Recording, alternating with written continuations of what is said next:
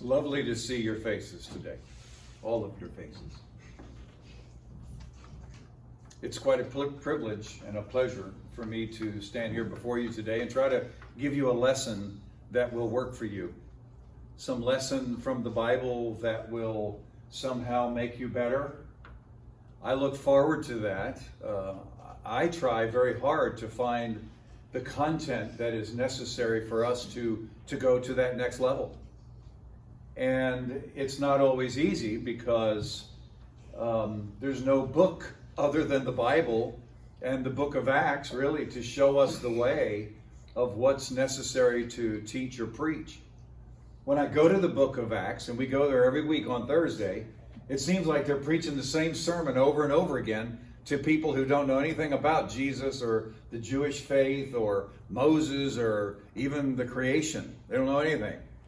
And so they keep preaching the same sermon about Jesus and Him crucified over and over. And people keep coming to Him.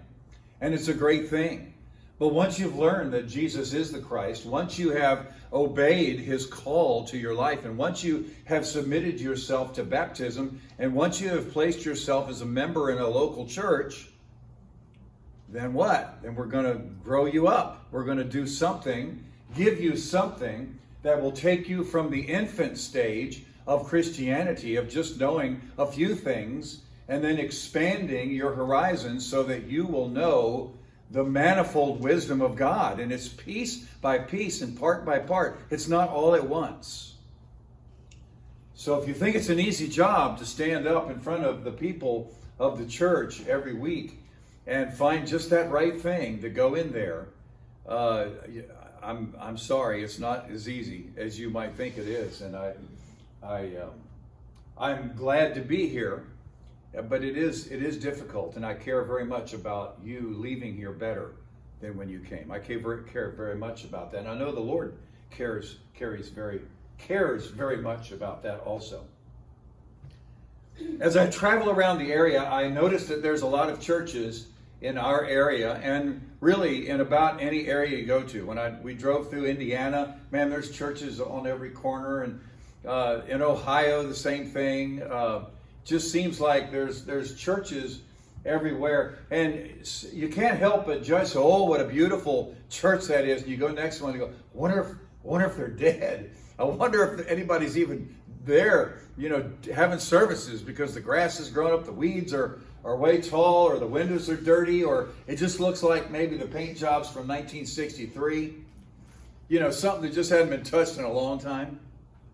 You ever seen a place like that? And you can't help but go, wow, what are they doing? What are they doing right, or what are they doing wrong inside that place? It's funny how we humans, we do look at the outside and we kind of go, well, I wonder what's going on inside because the outside is not looking so good. Or the outside, well, that looks great. They must be doing great things in that place. Well, at one point in time, I noticed a small building. We were looking to, we had just planted a church up in the north part of Lakeland. And it had been a year. We gave them a year. We said, okay, we're going to work with you a year, then we're going to go on and do something else. So we had gone to this little place. I looked online. We were looking in the south part of Lakeland to maybe plant something or find an existing church that was doing something but needed a little extra help. Just looking, Lord, where do you want me? You ever ask yourself that? Lord, where do you want me? What's next? Where am I supposed to be? So I'm just looking, and I'm looking. I really want to find out what the Lord has in mind. And so I'm looking and looking, and I'm looking at this place. I'm driving by the roads, and I'm looking at this little old church, and I guess they were flowers. To me, they were weeds. They were blue, and they were really scraggly looking all around the church. Looked like they needed to be at least trimmed or something. And the paint job was, pretty crusty. It wasn't really great. The building was there, and so it caught my curiosity. It was a community church, and I thought, well, I don't know what that means. I mean, it's not like I'm going to take over a Catholic church or a Methodist or some brand name church. This is a community church. This could be somebody who would just like the Bible preached there, or the music, just contemporary music or hymns or whatever. So as we approached that church, the more I found out about it, that the website was like, 5 years earlier was the last post, or anything added. So it was really kind of very neglected. And I know that everybody who drove by that thing on the main street had to think what I thought, and that is almost everyone else just saw a neglected church. This is what it looked like. And so I wondered, the curiosity was killing me. I've got to find out, are they still there? What do they do in there? What's going on inside? Is there anything that I can do to help them get beyond looking neglected into looking like they're thriving and that they are flourishing? Is there anything that my wife or my daughter and I can do to enhance this group? Well, as I did my research into the area, I saw a great potential for many newer neighborhoods, and there were some older neighborhoods right around there, to be reached for Christ. And the existing location was really great. It was right along a main highway in South Lakeland. There was a lot of things that said, this is a great spot to plant a church, and other things that said, we're not really doing so great right here. I was going off the spiritual truth that I learned in Paul's letter to the Colossians, where it said, Colossians 3:23 and 24, he says this, whatever you do your work heartily for the Lord, rather than for men, knowing that from the Lord you will receive the reward of the inheritance. It is the Lord Christ whom you serve. So I got this in my mind, and I'm looking at a neglected church, and I know what you're thinking. Why do people judge a book by the cover? Right? Why do we do that? Why do we humans look at on the outside shell only? We go, oh, they're dead in there. There ain't nothing going on in there. There is no life in that place. Why do we do that? Do you think that the inside of the book was any better than the cover? The outside of that church showed me that whoever the caretakers were, that there must have been some priorities that were higher than taking care of the outside. They were too busy, or maybe they were going around knocking on doors trying to find somebody to convert for Christ. I don't know. I don't know until I get involved. Yeah. One might say that God doesn't judge us from our outward appearance like we do others, but He judges us according to our heart, what's on the inside. So I'm just going to contrast for a minute the thing that I'm doing, looking at this building, and how God looks at me, and I'm going to be shocked. 1 Samuel 16:7 says this, but the Lord said to Samuel. Now let me back this up. There is Israel's crying for a king. And they found this big tall guy named Saul. Man, he was he carried the biggest sword, the biggest armor. He toted the heaviest stuff, and he was the king. He was the best of the best. But he sinned against God. So God told Samuel, find me another guy. I'm done with him. And this is what came before this statement. But the Lord said to Samuel, do not look at his appearance or the height of his stature. He's going to the house of Jesse. He's going to find the new king. And this guy's got a lot of sons. And they're all the way from the oldest and the strongest down to the little bitty shepherd boy. You know the story from there. He says, do not look at his appearance or at the height of his structure, because I have rejected him.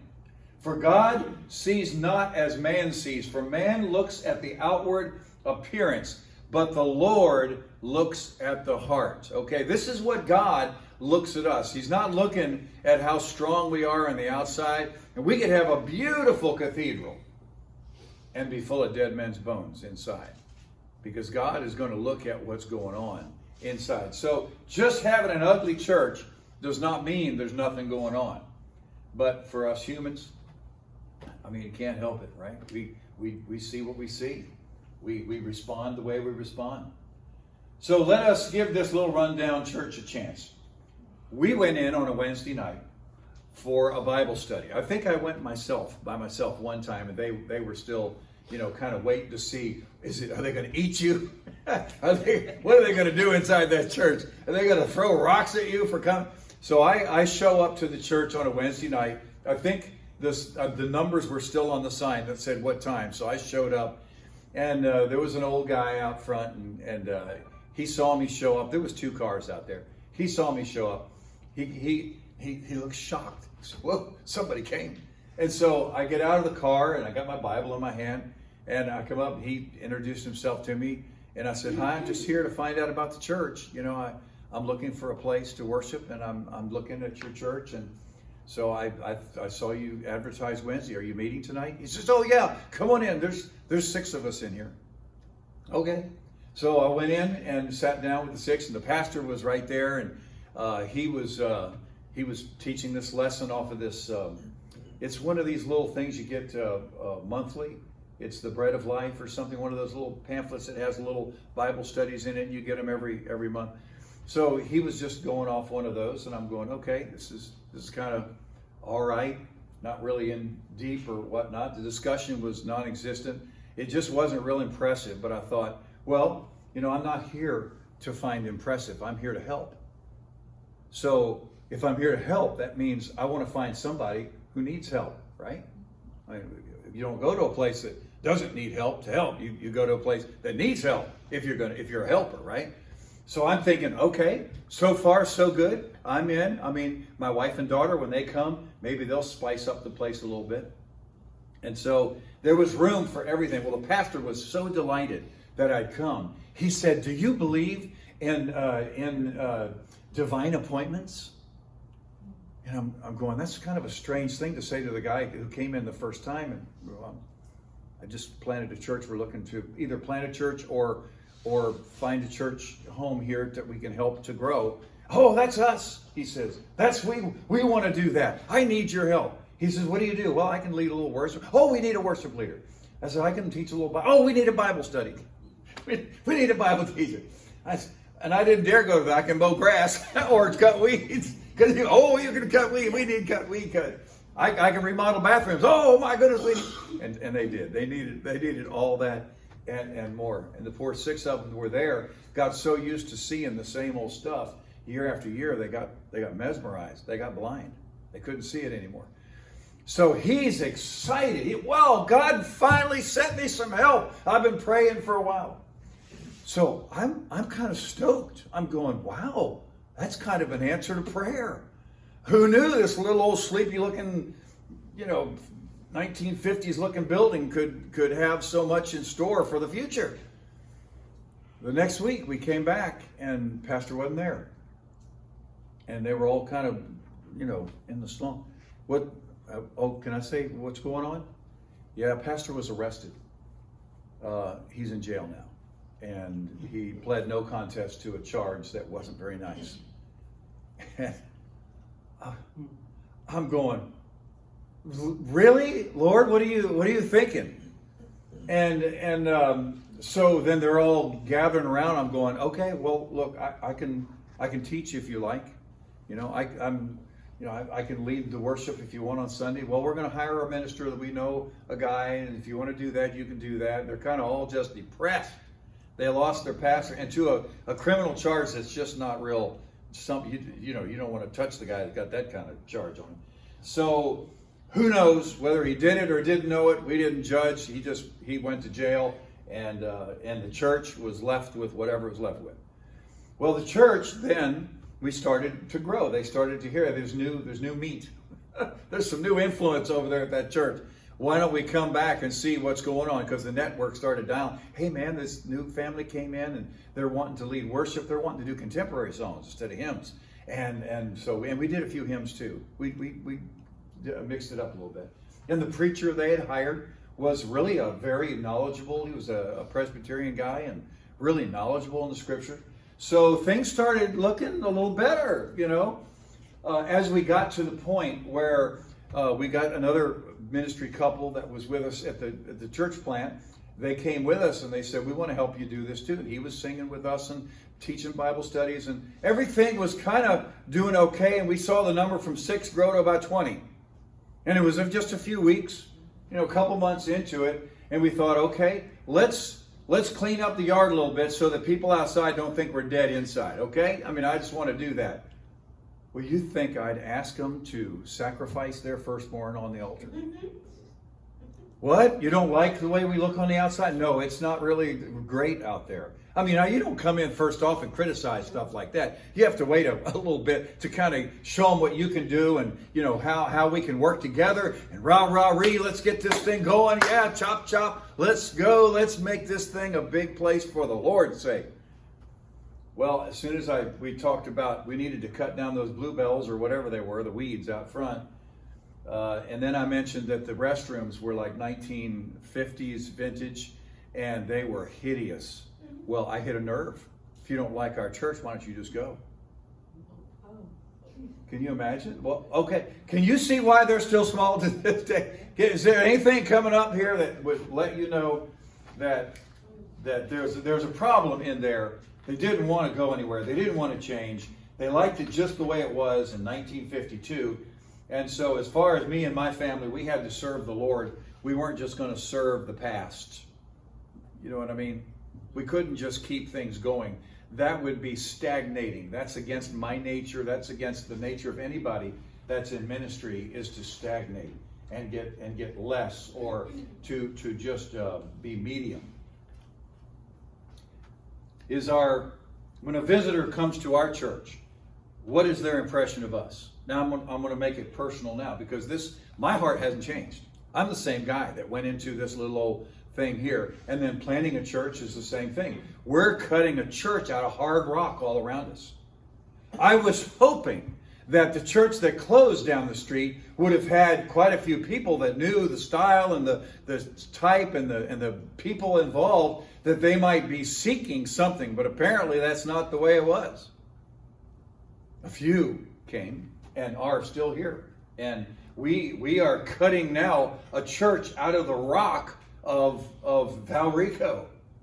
And even worse than that, maybe sometimes, is that we don't have the resources, we don't have the facility, and we don't have the numbers in our membership that was there before. So we're at a disadvantage that way. But are we?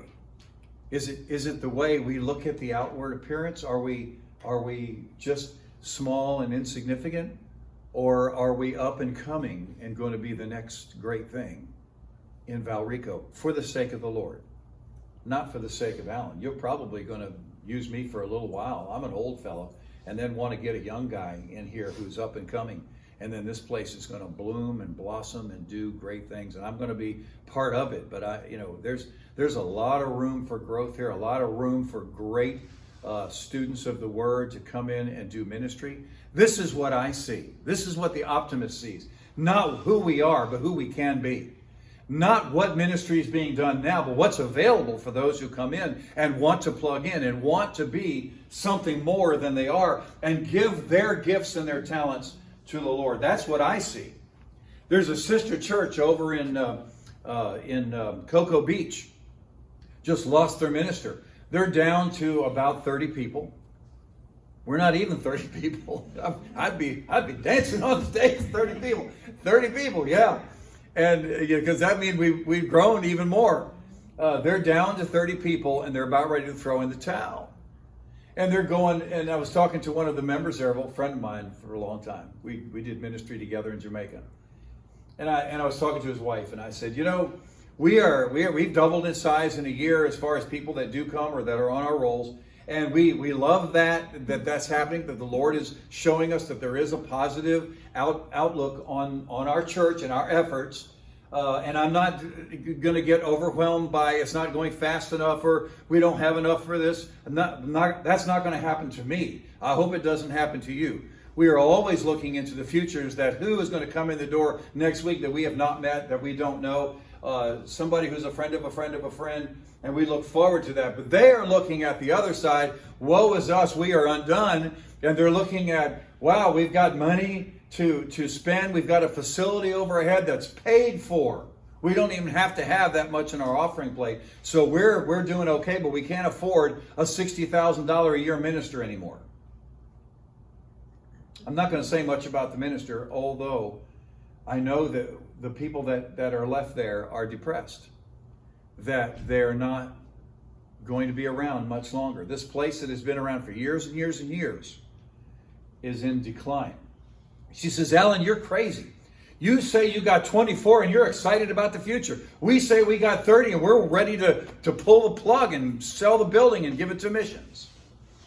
What's the difference? I think the attitude on the inside is what the difference is.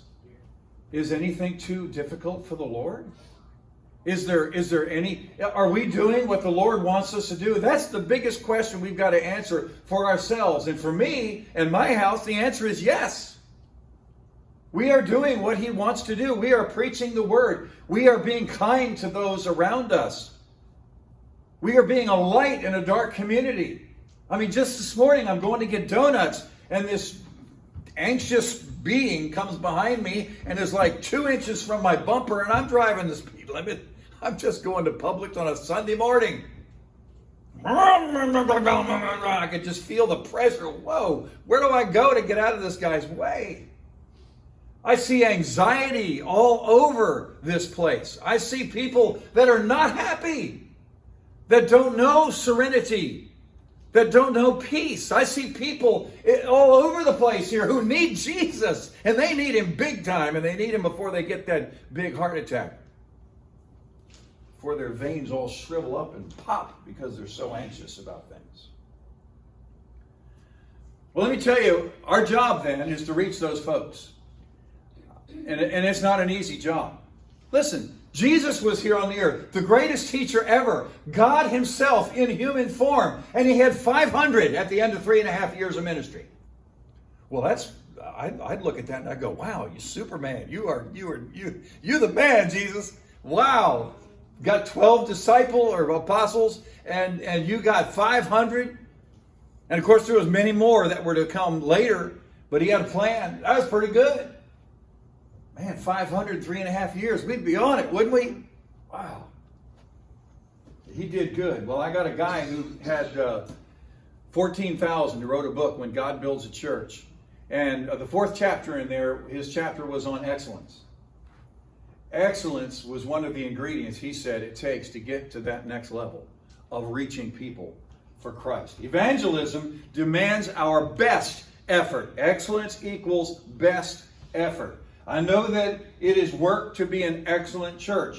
According to Solomon, he was the wisest of all men. He wrote in Ecclesiastes chapter 9, verse 10, this is what the wisest man in the world besides Jesus. Okay, we're going to say Jesus is the wisest. Solomon was the all human who was the wisest. God gave him that measure of wisdom. He says, whatever your hand finds to do it with all your might. For there is no activity or planning or knowledge or wisdom in Sheol where you're going. He's going to the afterlife. He's saying, do it now while you're alive. Don't wait until after you're dead to put your weight into it, to put your body into it, man. Push with all your might. He's saying, do that now. The excellence of a church, our church, builds excitement and breeds a desire to tell someone about our church. What we do breeds excitement. One man defined evangelism as this: it's one beggar telling another beggar where to find bread. So what are we, all that? What do we have to be, like Superman or some action hero to be representing Christ? No, we're just ordinary people. We're just people of all ages, with all different talents. We don't do everything the same, but we're all the beggars asking God for a blessing, and we got beggars out here who don't even know God's got that blessing. We got to tell them where to find the blessing. Amen? That's what our job is, to find people so they can also plug in and get the blessing. In the beginning of Jesus' ministry, He found Andrew, this guy Andrew, a fisherman. Andrew went to his brother Peter with exciting news that he had found Messiah. The account of this cool event is found in John 1, verses 41 through 42. But this is what it is. He found something special. For the Jewish mind, Messiah was the one who was promised to come. And for him to say, I've seen him, I met Messiah, was, wow, really? This is the one who's going to fix us. He's going to take care of all our trouble and all our problems. And for that point, Peter is now, he's going, you found Messiah? Really? How do I know that? Until Peter stood face to face to Jesus. And then he knew this truly is God. Well, that was an exciting moment, and that's how we should feel when we know Jesus, and we're going to go out there and tell our brother, our sister, our mother, father, our neighbor, our co-worker about Jesus and how cool he is. And I know it goes in streams of I just heard a great song. The praise team really, I got excited. I'm really turned on. I'm fueled up. I'm all fired up to go tell somebody about Jesus. And then life hits. I don't have enough money to pay this month's bills. I got to dip into the savings. Or,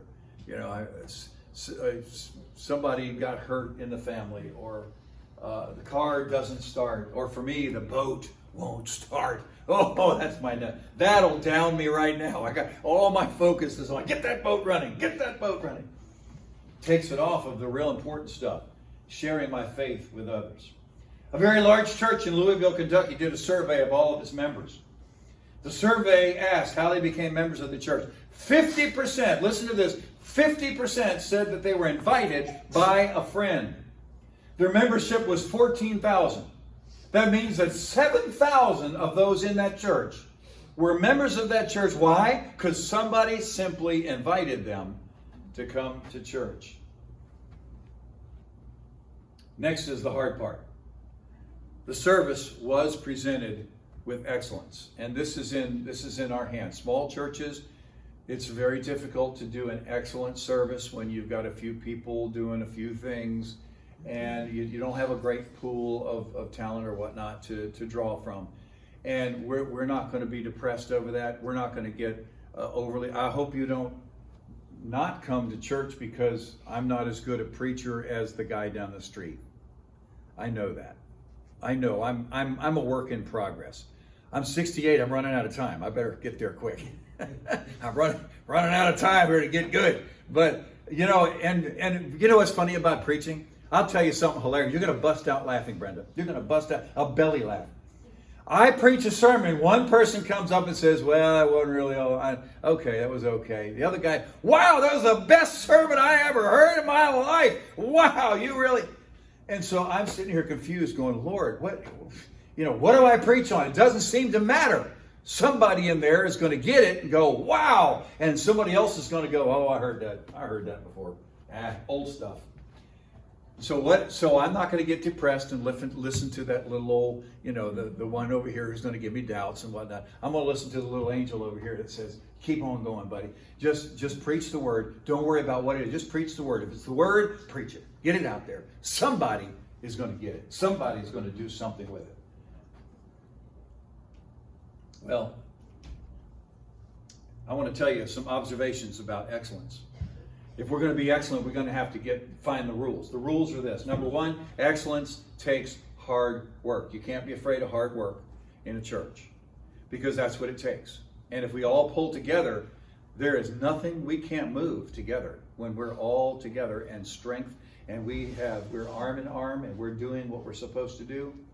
I tell you, I love our small group on Friday night. It is awesome. I think we talk about stuff that when would it ever come up? And we're just pushing buttons on a TV screen and it's, spouting out these things and we get into our personal discussion afterwards. And to me, that's awesome. That's as awesome as any best sermon ever by Billy Graham. We do better than that with those discussions and where we go. And just hearing about the personal lives of those in our group. It's very strengthening for me. I wouldn't trade that for $1 million. Well, $1 million? All right. Anyway, I don't know about that. But I do know that excellence takes hard work. The music and the preaching are two areas that show up most visibly. We must make the effort to worship in music with excellence. It is not a show, but we want to impact our worshipers. Do you ever hear that? Oh, that church, they're putting on a show. And that's just what we say, well, I didn't really care for the message or whatever. But there might have been somebody in there who really got it, you know. I mean, let's face it, at concerts, when it is a show, there's a lot of people buying tickets and going to that show. Why? There's something they like about that. So I'm not saying that we should lose the heart of worship, which is to get everybody in a praise orientation to the Lord, or in worshiping, bowing us low and making him high. I'm saying we ought to do that, but we ought to do it with the best showmanship that we can put on, so that we can be as attractive as we can for those that hear us. And we want to balance our talented members with the right music and excellence in performing as well. We ought to be singing to the Lord for his pleasure, amen? Not ours. It's we are worshiping him. It's not he, in a concert with us. We are worshiping the Lord. The preacher takes time to develop a good sermon. Any minister has got to spend time in the Word and time with life experiences, time to develop a theme or something. It's not always about just pick up a book, read a couple things, and type it out and do it. That's not going to cut it. It's going to take a heartfelt involvement. It takes time. With a part-time minister like me, you're not getting the best. And I apologize in advance. It's the best I can give you for the time that I have to give it. And I know that in the future we will achieve better and more as we get more money to buy some time from a life that needs, in our culture, that's what we do. We pay people so they don't have to go out and mow lawns for a living. They can come and just spend time in the Word and develop thoughts and strategies in order to grow the church. That takes time. You can't just do that. Wouldn't it be great if we could go to college like for one day, take a jam course, 24 hours, come out with a degree? Wouldn't that be great? Who wouldn't want to do that? It's not the way it works, is it? There's a lot of time that has to be invested in those studies. There's a lot of time. And so for a preacher, there's a lot of time that has to be invested. We will get there one day. I'm glad to be here. I don't want you thinking that I am not happy doing what I do. I am very happy to be here. If there's only a couple of verses that impact you, I know that we are going in the right direction. We are going up. We are not worried about decline. We are worried about how many people we can reach next week with the gospel. Number two, excellence is evidenced in the details. Our upcoming Christmas on St. Cloud is our first opportunity to present well to the Lord first and our community in the story of Christmas. Listen, there's a lot of stuff going out there that's at war with our Bible. Did you know that? There's all kinds of alternate theories of how we get here, about space and getting out there and all. I mean, they act like we're here alone or something. I mean, when I read my Bible, God created man and he's up in heaven. He's creating us here and we inhabit the earth, but he also created angels and beings, other things, animals, vegetation. We are not alone on this planet. So for us to believe that we're the only ones around is to almost dismiss God and say, we're going to find out where we came from. Genesis 1:1. In the beginning, God created the heavens and the earth.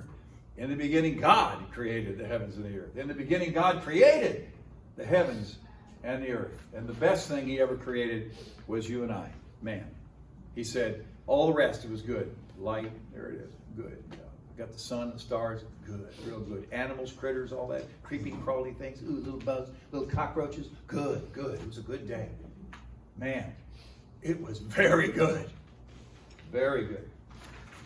It's evidence in the details. We don't have a moment to waste. We have 2 months, about a little more than 2 months, all hands on deck to do a really good job on December the 14th to show this community that we know the real truth about the story of Jesus. That we know that Santa Claus is not just some fat guy with a red suit on going ho, ho, ho and giving out candy and presents. Although he is that. But he was a priest. And his whole origin came from a Christian background. And we want to expose that to the little kids so they know that all roads point back to Christ. That this whole season is about Christ. That we're putting Christ in Christmas. And the whole world celebrates Christmas. And they have a whole alternate thing about what it's all about. Jingle bells, jingle bells. I love it. Shotgun shells. Batman laid an egg or something. Anyhow, there's all kinds of things. You know that song. See, Rudolph the Red-Nosed Reindeer. Allan the Red-Nosed Pastor. Yeah, had a very shiny nose. So, we've got all these alternate theories. Well, guess what? We need to, as a church, impress upon as many people as will come and make as big a proof as we can to let them know that Jesus was born in a manger to Mary and God, and Joseph was his stepdaddy. And when that happened, the whole earth changed for the better. The Messiah was born. We've got to give them that information. That's our job, and this is a great opportunity to do that. We can totally do this thing. We've started early enough that where we can do this thing and do it well. Number 3, excellence takes diligence. A new house and a new lawn will only stay new for a short time. You know that. You go paint your house in 1984, come around 2014, it's not going to look as good as it was. I think really it only takes about a year. And with that sun and rain and all that beating on it, they're a paint job. I know you just got your house painted, right, June? And you had it painted twice? 2 years ago. 2 years ago. Still looks good? Still looks good. She's still happy with it. So it'll at least go 2 years. But let me tell you, a new paint job will not go 10 years or 12 years and still look as pretty as it was. The glitter and the glaze wears off. When the new wears off and the weeds get tall and the paint starts to fade, it's a continual maintenance that provides excellence. It's keeping those things in check that provides excellence. Here are some practical pointers for our church. Number 1, let's set the standard for excellence right now. Early on in the church. We're only a year old. We're an infant. We're a little embryo. We're barely, we're like the cracked egg is over here, and we're over here all wet and trying to fluff out our feathers. We're just barely here. A year, that's no time at all. Most business people say 5 years. You struggle when you do a new business, 5 years before you're real. It takes 5 years, and you're going to reach ups and downs in those 5 years. If you're still standing in 5 years, then you have a real good chance of that business taking off and doing a good job. I believe the same dynamic, same culture, same people is the same. That we gotta go to 5 years before we start looking at, we need to start growing or this or that. We're gonna be in here for that. Number 2, don't trust your own evaluation. Don't trust your own evaluation. That means you can't judge what you look like from outside. You got to get some outsiders to tell you, how do we look? How do we look? What are we doing? How can we improve? Maybe get somebody at another church to come over and visit us and just give us a few pointers.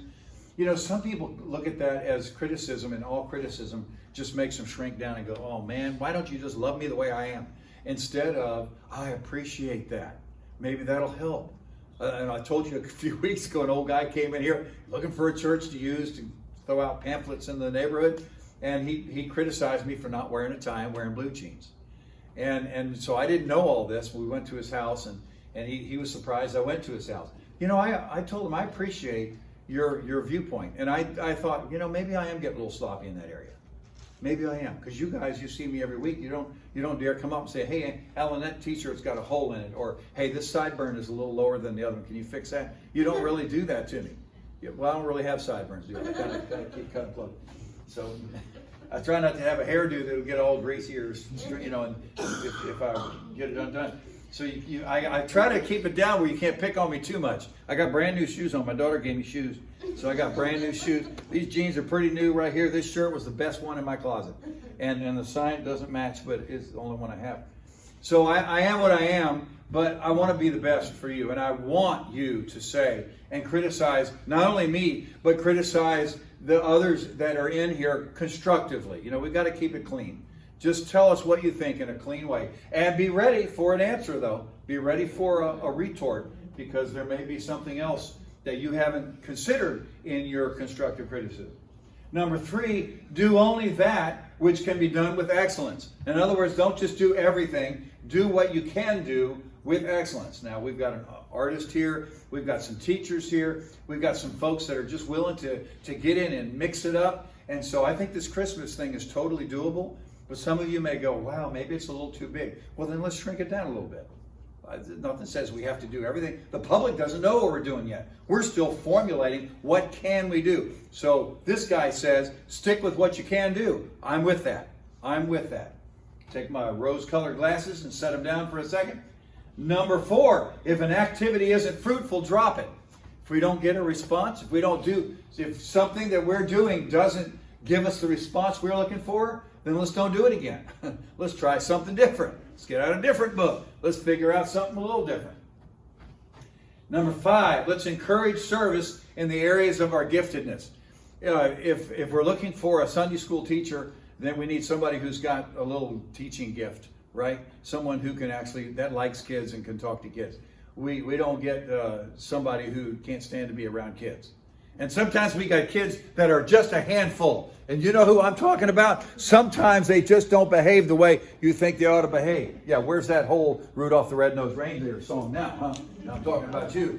Yeah. We love our kids. We love our kids. We love to strangle them. No, we don't. I just scratched that. I don't know. We love our kids. Because they're our next generation. They're the next church. There's the next pastor sitting back there. And what are you, 17 years old? Oh, somewhere close. He's not. He's like 6? Yes. 6. Nailed it. Oh, nailed it. Video, right? Nailed it. Yeah, nailed it. Number 6, we're going to strive for excellence without extravagance. We're not going to just throw money at it. We're not going to just throw money at it and say, oh, let's put a $50,000 sign out front and call it a day. We're not going to just be extravagant. We're going to do excellence, and we're going to do it within what we can do and reasonable. We're going to be reasonable. And number 7, you have to have a sense of humor. Does anybody here not have a sense of humor? Raise your hand. Richard, raise your hand if you don't have a sense of humor.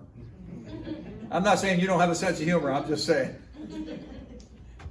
you got to have a sense of humor, right? You got to go with the flow sometimes.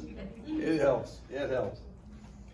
That little church that I told you about, the one that looked bad on the outside, the second week we went there, the minister was arrested and went to jail. The church was in shock. That's my wife and my daughter that came along, and some close friends stayed, and they tried to continue the services with excellence, with music and in Bible study, and we did the best that we could.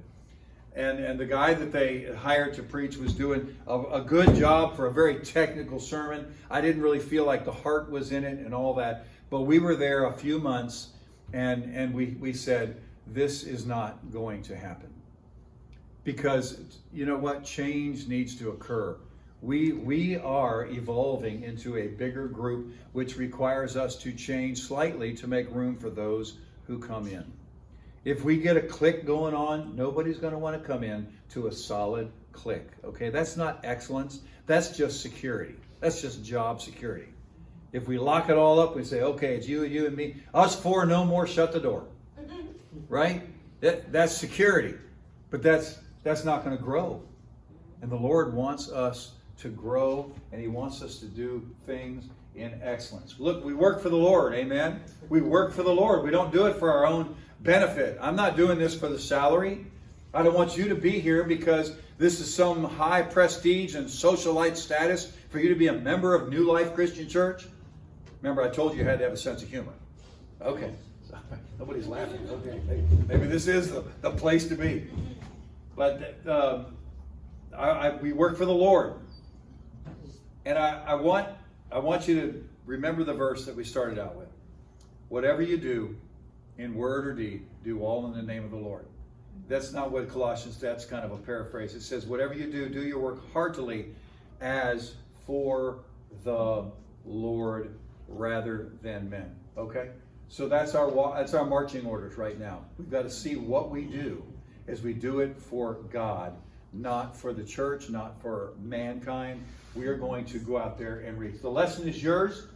Let me get Esperanza, if they would, to come on up, and they'll play a song as we close out our service. If you have a response to the invitation today, I would like for you to come and tell me that you want to be baptized, that you want to have prayer, that you want to...